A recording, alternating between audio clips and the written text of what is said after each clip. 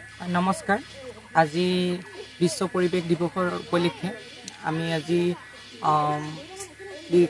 বিবেকানন্দ কেন্দ্ৰ বিদ্যালয় NEEPCO বকুলনি Soraipung LP school আৰু মিনালজ্যোতি ৰিহেবিলিটেশ্যন চেণ্টাৰ সমূহ ছাত্ৰ ছাত্ৰীসকলৰ লগত আজি চৰাইপুং ৰেঞ্জত ফৰেষ্টত আমি উপস্থিত হৈছোহি।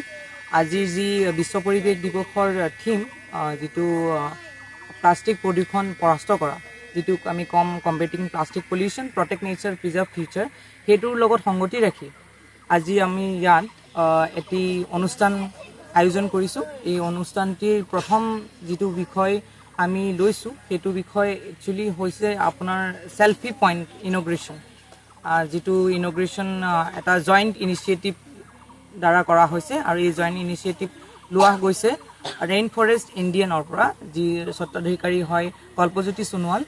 তেওঁৰ লগতে আমাৰ চৰাইপুং ৰেঞ্জ অফিচৰ লগত ফৰেষ্ট ডিপাৰ্টমেণ্টেল অফিচিয়েলৰ লগত সকলোৱে মিলি আমি এই আজি অনুষ্ঠানটো আয়োজন কৰিছোঁ।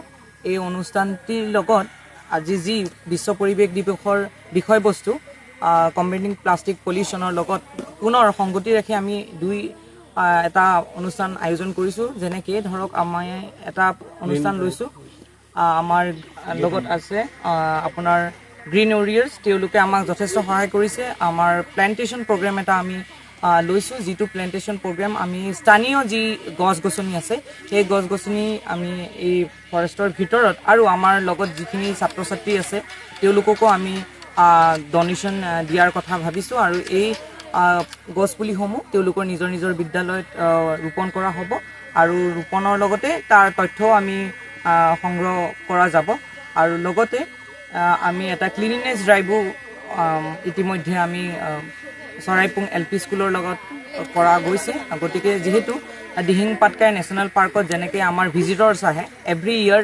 ভিজিটৰ্ছ আহে, কিন্তু তেওঁলোকে আহি ফৰেষ্টৰ যি বিষয়বস্তু সেই বিষয়বস্তু নাজানাকৈ কেতিয়াবা তেওঁলোকে প্লাষ্টিকৰ যি প্ৰদূষণ সেই প্ৰদূষণ গেটৰ ভিতৰতে নহয় ফৰেষ্টৰ ভিতৰতো কৰা আমি দেখা পাইছোঁ। গতিকে এইটো এটা সজাগতা অনুষ্ঠান বুলিয়ে আমি ক'ব পাৰিম, কাৰণ প্লাষ্টিক প্ৰদূষণক আমি কেনেকৈ পৰাস্ত কৰিম সেই বিষয়টো এটা চিন্তনীয় বিষয়। গতিকে আমি প্ৰত্যেকজন নাগৰিকে আমি এইটো বুজি পাব লাগে যে ইয়াৰ যি নিগেটিভ ইফেক্ট সেইটো যাতে আমাৰ জীৱ জন্তুৱে নাপায় বা আমাৰ এই সুন্দৰ ধৰাখনত থকা প্ৰত্যেকটা জীৱ জন্তু আৰু গছ গছনিয়ে যাতে ইয়াৰ এফেক্টটো নাপায়। গতিকে এইটোৰ বিষয়বস্তু সংগতি ৰাখি আমি এটি প্ৰদূষণমুক্ত পৰিৱেশ অনাৰ চেষ্টা কৰিছোঁ আৰু তাৰ কাৰণে আমি এটা ক্লিনিনেছ ড্ৰাইভ অনুষ্ঠান কৰিছোঁ। গতিকে আজিৰ এই বিষয়বস্তু অকল এটাই নহয়, তাৰ লগত আমি ৩-৪টা অনুষ্ঠান ইয়াতে আয়োজন কৰিছোঁ।